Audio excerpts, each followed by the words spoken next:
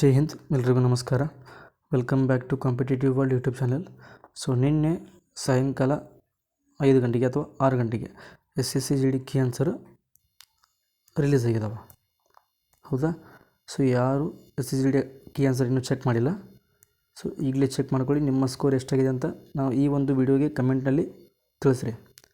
Okay, so ಯಾರು 80 to 90+ score ಆಗಿದೆಯಲ್ಲ, so ಅವರು ಇವತ್ತಿಂದಲೇ ನಿಮ್ಮ ಒಂದು ಫಿಸಿಕಲ್ ಪ್ರಾಕ್ಟೀಸ್ನ ಸ್ಟಾರ್ಟ್ ಮಾಡಿ. ಸೊ ಯಾಕಂದರೆ ಆದಷ್ಟು ಬೇಗ ಫಿಸಿಕಲ್ ಲಿಸ್ಟ್ ಕೂಡ ರಿಲೀಸ್ ಆಗುತ್ತೆ ಮತ್ತು ಆಗಸ್ಟ್ ಅಥವಾ ಸೆಪ್ಟೆಂಬರ್ನಲ್ಲಿ ಫಿಸಿಕಲ್ PST ಅಥವಾ PET ಆಗುವಂಥ ಸಾಧ್ಯತೆ ತುಂಬ ಜಾಸ್ತಿ ಇದೆ. ಓಕೆ, ಆದರೆ ಈ ವಿಡಿಯೋದಲ್ಲಿ ಇನ್ಫಾರ್ಮೇಷನ್ ಅದಲ್ಲ. ಏನಪ್ಪ ಅಂದರೆ ನಿನ್ನೆ SSC GD key answer release ಮಾಡಿದೆ.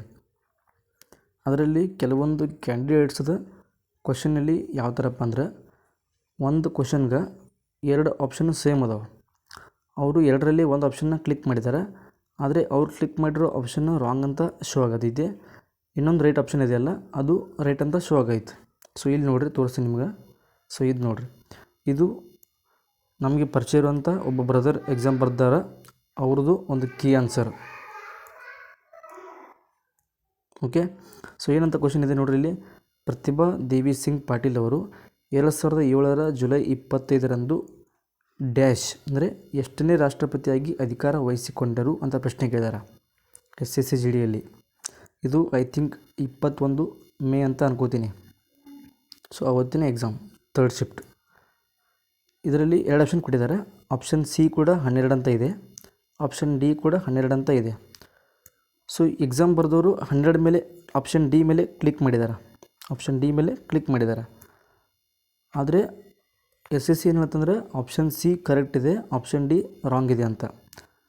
ಆದರೆ 2 ಆಪ್ಷನ್ನು ಸೇಮ್ ಟು ಸೇಮ್ ಅದಾವೆ. ಸೊ ಯಾವುದು ಚಾಯ್ಸ್ ಮಾಡಿದರೂ ಕೂಡ ಅವ್ರು ನಮ್ಗೆ ಮಾರ್ಕ್ಸ್ನ ಕೊಡಲೇಬೇಕು, 2 ಮಾರ್ಕ್ಸ್. ಸೊ ಇದೊಂದು ಕ್ವಶನ್ ಆಯಿತಾ. ಸೇಮ್ ಕ್ವಶನ್ ಇಲ್ಲಿ ನೋಡಿರಿ. ಸೊ ಇದು ಹಿಂದಿ ಗ್ರಾಮರಲ್ಲಿ ಕೇಳಿರ್ತಕ್ಕಂಥ ಕ್ವಶನ್. ಏನಪ್ಪ ಅಂದರೆ, ನಿಮ್ನಲಿಖಿತ में से किसी एक सही वर्तनी का चयन कीजिए ಅಂತ ಹಿಂದಿ ಗ್ರಾಮರಲ್ಲಿ ಕ್ವಶನ್ ಕೇಳಿದ್ದಾರೆ. Same shift, same candidate. First option ಕೂಡ ಜಾಡು ಅಂತ ಇದೆ, ಸೆಕೆಂಡ್ ಆಪ್ಷನ್ ಕೂಡ ಜಾಡು ಅಂತ ಇದೆ. ಸೊ ನೀವು ಬೇಕಾದರೆ ನೋಡಿ, ಎರಡು ಒಂದು ಶಬ್ದಗಳಲ್ಲಿ ಯಾವುದೇ ರೀತಿ ಗ್ರಾಮೆಟಿಕಲ್ ಮಿಸ್ಟೇಕು ಇಲ್ಲ, ಯಾವುದೇ ರೀತಿ ಚೇಂಜಸ್ಸೂ ಇಲ್ಲ. ಆದರೆ ಎಕ್ಸಾಮ್ ಬರೆದಂತಹ ಕ್ಯಾಂಡಿಡೇಟು ಆಪ್ಷನ್ B ನ ಚೂಸ್ ಮಾಡಿದ್ದಾರೆ, ಅದು ರಾಂಗ್ ಅಂತ ಶೋ ಆಗೈತೆ. ನೀವು ನೋಡ್ಬೋದು ಇಲ್ಲಿ ರೆಡ್ ಅಂತ ಇರೋದಿಲ್ಲ, ರಾಂಗ್ ಅಂತ ಶೋ ಆಗೈತೆ. ಎಕ್ಸಾಮಿನರ್ ಪ್ರಕಾರ ಆಪ್ಷನ್ A ರೈಟ್ ಅಂತ ಶೋ ಆಗೈತೆ, ಆದರೆ ಆಪ್ಷನ್ 2 ಮಾತ್ರ ಸೇಮ್ ಟು ಸೇಮ್ ಅದಾವ, ಹೌದಾ? ಹಾಗಾದರೆ ಇದ್ರ ಮುಂದಿನ ಪ್ರೊಸೀಜರಿನ ನಾವು ಆಬ್ಜೆಕ್ಷನ್ನ ರೈಸ್ ಮಾಡಬೇಕು, ಮಾಡಬಾರ್ದು? ಅಕಸ್ಮಾತ್ ರೈಸ್ ಮಾಡಿದರೂ ಕೂಡ ನಾವು ಏನಂತ ಟೈಪ್ ಮಾಡಬೇಕು, ಯಾವ ಥರ ಆಬ್ಜೆಕ್ಷನ್ನ ರೈಸ್ ಮಾಡಬೇಕು ಅನ್ನೋದನ್ನು ಈ ವಿಡಿಯೋದಲ್ಲಿ ಕಂಪ್ಲೀಟಾಗಿ ನಾನು ನಿಮಗೆ ತೋರಿಸ್ತೀನಿ. ಓಕೆ, ಸೊ ನೆಕ್ಸ್ಟ್ ಪ್ರೊಸೀಜರ್ ಏನಪ್ಪ ಅಂದ್ರೆ, ಇದೇ ಕ್ಯಾಂಡಿಡೇಟ್ ಇವತ್ತು ಎಕ್ಸಾಮ್ ಬರ್ತಾರಲ್ಲ ಇವರು 21 ಮೇ ತಾರೀಕು. ಸೊ ಇವ್ರದ್ದು ಸೇಮ್ ಟೈಪ್ ಕ್ವಶನ್ಸು ಸುಮಾರು 6 ಕ್ವಶನ್ಸ್ ಅದಾವೆ. 6 ಕ್ವಶನ್ಸಲ್ಲಿ 2 ಸೇಮ್ ಆಪ್ಷನ್ ಬಂದವ, ಆದರೆ 6 ಆಪ್ಷನಲ್ಲಿ ಇವ್ರದ್ದು ಆನ್ಸರ್ ರಾಂಗ್ ಅಂತ ಶೋ ಆಗೈತೆ. ಸೊ ಇವರು ಈಗ ಆಬ್ಜೆಕ್ಷನ್ನ ರೈಸ್ ಮಾಡಿದರೆ ಇವರಿಗೆ 6 ಕ್ವಶನ್ನು ರೈಟಾಗಿ 12 ಮಾರ್ಕ್ಸ್ ಬರುವಂಥ ಚಾನ್ಸಸ್ಸು ಐತೆ, SSC ರೂಲ್ಸ್ ಪ್ರಕಾರನೇ. ಓಕೆ, SSC ರೂಲ್ಸ್ ಪ್ರಕಾರನೇ ಇವರಿಗೆ 12 ಮಾರ್ಕ್ಸ್ ಬರೋಂಥ ಚಾನ್ಸಸ್ಸು ಸೊ ಐತೆ. ನಿಮಗೆ ಏನಾದರೂ ಇದೇ ಥರ ಆಗಿದ್ದರೆ 1 ಕ್ವಶನ್ ಆಗಲಿ, 2 ಕ್ವಶನ್ ಆಗಲಿ, 3 ಕ್ವಶನ್ ಆಗಲಿ, ಸೊ ಕ್ವಶನ್ನೇ ಈಸಿಯಾಗಿ ನೀವು 2 ಮಾರ್ಕ್ಸ್, 4 ಮಾರ್ಕ್ಸು, 6 ಮಾರ್ಕ್ಸ್ನ ಬಿಟ್ಟಂಗೆ ಆಗಿಬಿಡ್ತದೆ. ಸೊ ಕೊನೆಯಲ್ಲಿ ನಿಮಗೆ 1 ಮಾರ್ಕ್ಸು, 2 ಮಾರ್ಕ್ಸಲ್ಲಿ ಕಟಪ್ನಲ್ಲಿ ಫೇಲ್ ಆಗುವಂಥ ಚಾನ್ಸಸ್ ಇರುತ್ತೆ. ಸೊ ಯಾವುದೇ ರೀತಿ ಈ ಒಂದು ಪ್ರೊಸೀಜರ್ನ ನೆಗ್ಲೆಕ್ಟ್ ಮಾಡದೆ ದಯವಿಟ್ಟು ನಿಮ್ಮ ಆಬ್ಜೆಕ್ಷನ್ನ ರೈಸ್ ಮಾಡಿ. ಅದು ಮುಂದೆ ಏನಾಗುತ್ತೋ ಆಗಲಿ. ಓಕೆ, ನಿಮ್ಮ ಹತ್ರ ಆಬ್ಜೆಕ್ಷನ್ ರೈಸ್ ಮಾಡೋಂಥ ಹಕ್ಕು ಇದೆ. ಸೊ ಯಾವ ರೀತಿ ನೀವು ಆಬ್ಜೆಕ್ಷನ್ನ ರೈಸ್ ಮಾಡಬೇಕಂತ ಸೊ ಇಲ್ಲಿ ನಾನು ನಿಮಗೆ ತೋರಿಸ್ಕೊಡ್ತೀನಿ. ಓಕೆ, ಸೊ ಮೊದಲಿಗೆ ನಿಮ್ಮ ಒಂದು ಕೀ ಆನ್ಸರ್ನ ಓಪನ್ ಮಾಡ್ಕೊಳ್ಳಿ. ಸೊ ಈ ರೀತಿ ನಿಮ್ಮ ಕೀ ಆನ್ಸರ್ ಶೋ ಆಗುತ್ತಲ್ಲ. ಪ್ರತಿಯೊಂದು ಕ್ವಶನ್ಗೂ ಕೂಡ ನೀವು ನೋಡ್ಬೋದು, click here to challenge question number 61 ಅಂತ ಇದೆ. ಹೀಗೆ ಪ್ರತಿಯೊಂದು ಕ್ವಶನ್ಗೂ ನಾನು ಹಿಂದಿದೆ ಓಪನ್ ಮಾಡಿದ್ದೀನಿ. ಸೊ ಹಿಂದಿ ಫಸ್ಟ್ ಕ್ವಶನ್ನು ಈ ಥರ ಇದೆ, 62 ಕ್ವಶನ್ನು ಈ ಥರ ಇದೆ. ಸೊ 63 ಕ್ವಶನು ಈ ಥರ ಇದೆ. ಸೊ ಇದೇ ಥರ ಪ್ರತಿಯೊಂದು ಸೆಕ್ಷನ್ನು ಪ್ರತಿಯೊಂದು ಕ್ವಶನ್ಗೂ ಈ ಥರ ಶೋ ಆಗುತ್ತೆ. ಸೊ ನೀವು ಹೋಗಬೇಕು ಯಾವ ಕ್ವಶನ್ನಲ್ಲಿ ನಿಮಗೆ ಆ ಥರ ಆಗಿದೆ, ಅಂದರೆ ಒಂದು ಕ್ವಶನ್ಗೆ 2 ಸೇಮ್ ಆಪ್ಷನ್ ಇದಾವೆ, ನೀವು ಚೂಸ್ ಮಾಡಿರೋ ಆಪ್ಷನ್ ರಾಂಗ್ ಅಂತ ಇದೆ, ಇನ್ನೊಂದು ಆಪ್ಷನ್ ರೈಟ್ ಅಂತ ಇದೆ. ಆ ಕ್ವಶನ್ ನಂಬರ್ಗೆ ಹೋಗಬೇಕು. ಅಲ್ಲಿ ನೀವು ಕ್ಲಿಕ್ ಹಿಯರ್ ಟು ಚಾಲೆಂಜ್ ಅಂತ ಇದೆಯಲ್ಲ, ಇದನ್ನು ಕ್ಲಿಕ್ ಮಾಡಬೇಕು.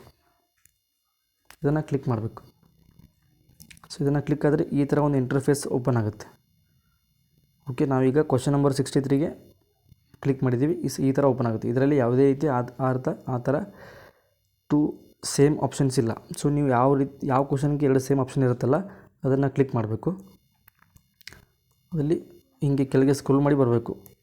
ಇಲ್ಲಿ ಸೆಲೆಕ್ಟ್ ಅಂತ ಇದೆಯಲ್ಲ, ಸೆಲೆಕ್ಟ್ ಅಂತ, ಸೊ ಅದರ ಮೇಲೆ ಕ್ಲಿಕ್ ಮಾಡಿ. ಸೊ ನೀವು ಇಲ್ಲಿ ನೋಡ್ಬೋದು ಫಸ್ಟ್ ಆಪ್ಷನ್ ಏನಂತ ಇದೆ, all the questions are answers are wrong for a question. ಒಂದು ವೇಳೆ ಕ್ವಶನ್ಗೆ 4 ಆಪ್ಷನ್ನು ರೈಟ್ ಆಗದೇ ಇರೋ ಕ್ವಶನ್ ಇದ್ದರೆ ಆವಾಗ ನೀವು ನಿಮ್ಮ ಒಂದು ಅಬ್ಜೆಕ್ಷನ್ನ ರೈಸ್ ಮಾಡ್ಬೋದು. ಸೆಕೆಂಡ್ ಒನ್ನು, more than 1 correct option are answer in a question. ಅಂದರೆ ಒಂದು ಕ್ವಶನ್ನಲ್ಲಿ ಆಪ್ಷನ್ಸು 2 ಆಪ್ಷನ್ಸು ಸೇಮ್ ಇದ್ದರೆ ಅಥವಾ ಕರೆಕ್ಟ್ ಆಪ್ಷನ್ಸು 2 ಇದ್ದರೆ ಆವಾಗ ನೀವು ನಿಮ್ಮ ಒಂದು ಅಬ್ಜೆಕ್ಷನ್ನ ರೈಸ್ ಮಾಡ್ಬೋದು. ಸೊ ನಾವು ನೋಡ್ತಾ ಇರುವಂಥ ಒಂದು ಕೇಸು ಆಪ್ಷನ್ ಸೆಕೆಂಡ್ ಸ್ಟೆಪ್ಗೆ ಹೊಂದಿಕೆ ಆಗುತ್ತೆ. ಯಾಕಂದರೆ ಒಂದೇ ಕ್ವಶನ್ಗೆ 2 ರೀತಿ ಸೇಮ್ ಆಪ್ಷನ್ಸು ಅವರು ಶೋ ಮಾಡಿದ್ದಾರೆ. ನಾವು ಅಟೆಂಡ್ ಮಾಡಿರೋಂಥ ಕ್ವಶನು ರಾಂಗ್ ಅಂತ ಇದೆ, ಅವರು ತೋರಿಸಿರ್ತಕ್ಕಂಥ ಆಪ್ಷನ್ನು ರೈಟ್ ಅಂತ ಕೊಟ್ಟಿದ್ದಾರೆ. ಸೊ ಆವಾಗ ನೀವು ಇಲ್ಲಿ ಸೆಕೆಂಡ್ ಆಪ್ಷನ್ ಇದೆಯಲ್ಲ, ಮೋರ್ ದೆನ್ 1 ಕರೆಕ್ಟ್ ಆನ್ಸರ್ ಅಂತ, ಸೊ ಇದನ್ನು ಕ್ಲಿಕ್ ಮಾಡಬೇಕು. ಸೊ ಇದನ್ನು ಕ್ಲಿಕ್ ಮಾಡಿದಾಗ ಈ ಥರ ಶೋ ಆಗುತ್ತೆ. ಹೌದಾ, ಈ ಥರ ಶೋ ಆಗುತ್ತೆ. ಆವಾಗ ನೀವು ಇಲ್ಲಿ ಏನು ಮಾಡಬೇಕು ಅಂದರೆ ಆ ಒಂದು ಕ್ವಶನ್ದ ಸ್ಕ್ರೀನ್ಶಾಟ್ ತಗೋಬೇಕು. ಆ ಸ್ಕ್ರೀನ್ಶಾಟನ್ನು ಇಲ್ಲಿ ಚೂಸ್ ಫೈಲ್ ಅಂತ ಇದೆಯಲ್ಲ, ಇಲ್ಲಿ ಅದನ್ನು ಅಪ್ಲೋಡ್ ಮಾಡಬೇಕು. ಇಲ್ಲಿ ಅಪ್ಲೋಡ್ ಮಾಡಿ ಇಲ್ಲಿ ನೀವು ಕಂಪ್ಲೇಂಟ್ ಅಂತ ನೋಡ್ಬೋದು. ಕಂಪ್ಲೇಂಟ್ ಅದರ ಮುಂದೆ ಈ ರೀತಿ ಎಂಪ್ಟಿ ಬಾಕ್ಸ್ನ ನೋಡ್ತಿರ್ಬೋದು. ಅದರಲ್ಲಿ ಈ ರೀತಿ ಪೇಸ್ಟ್ ಮಾಡಬೇಕು. ನಾನೊಂದು ತೋರಿಸ್ತೀನಿ ನಿಮಗೆ, ಅದನ್ನು ಕಾಪಿ ಮಾಡಿ ಇಟ್ಕೊಳ್ಳಿ. ಸೊ ಈ ರೀತಿ ನೋಡಿ, question number 38. Question number 38 has duplicate options. Both option 3 and 4 have identical text. ಅಂದರೆ 2 ಆಪ್ಷನ್ನು 12 ಅಂತ ಇದೆಯಲ್ಲ ಪ್ರತಿಭಾ ದೇವಿ ಸಿಂಗ್ ಪಾಟೀಲ್ ಕ್ವಶನಲ್ಲಿ. ಸೊ ಆ ಥರ ಇದೆ. I choose option 4. ನೀವು ಯಾವ ಆಪ್ಷನ್ನ ಚೂಸ್ ಮಾಡಿದರೆ ಆ ಆಪ್ಷನ್ನ ಅಲ್ಲಿ ಮೆನ್ಷನ್ ಮಾಡಿ. Please award full marks as per duplicate option rules. SSC rules ಪ್ರಕಾರ ನಿಮಗೆ ಅವರು ಮಾರ್ಕ್ಸ್ನ ಕೊಡಲೇಬೇಕು. ಯಾವಾಗಂದರೆ ನೀವು ಅಬ್ಜೆಕ್ಷನ್ನ ರೈಸ್ ಮಾಡಿದಾಗ ಮಾತ್ರ. ಓಕೆ, ಸೊ ಈ ಥರ ನೀವು ಟೈಪ್ ಮಾಡ್ತೀರಾ.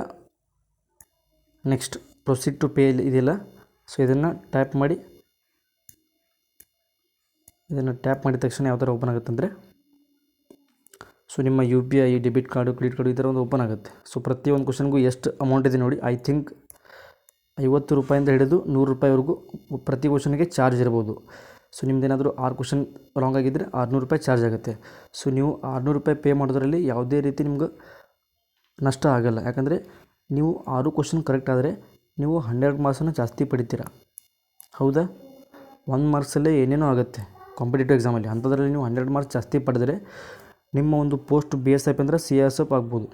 ಓಕೆ, ಸೊ ಆ ಒಂದು ನಿಟ್ಟಿನಲ್ಲಿ ನಿಮ್ಮದೇನಾದರೂ ಇದೇ ಥರ ಕೇಸ್ ಆಗಿದ್ದರೆ ದಯವಿಟ್ಟು ಅಬ್ಜೆಕ್ಷನ್ನ ರೈಸ್ ಮಾಡಿ. ಓಕೆ, ಇದೇ ಥರ ಕೇಸ್ ನಿಮ್ಮ ಫ್ರೆಂಡ್ಸ್ ಯಾರಾದರೂ ಆಗಿದ್ದರೆ ಈ ವಿಡಿಯೋನ ಅವ್ರಿಗೂ ಶೇರ್ ಮಾಡಿ. ಸೊ ಎಲ್ರಿಗೂ ಆಲ್ ದಿ ಬೆಸ್ಟ್. ಇನ್ನು ಮುಂದೆ ಫಿಸಿಕಲ್ನ ಪ್ರಾಕ್ಟೀಸ್ ಮಾಡಿ ಇವತ್ತಿಂದಾನೆ. ಸೊ ಎಲ್ರಿಗೂ all the best. Thank you.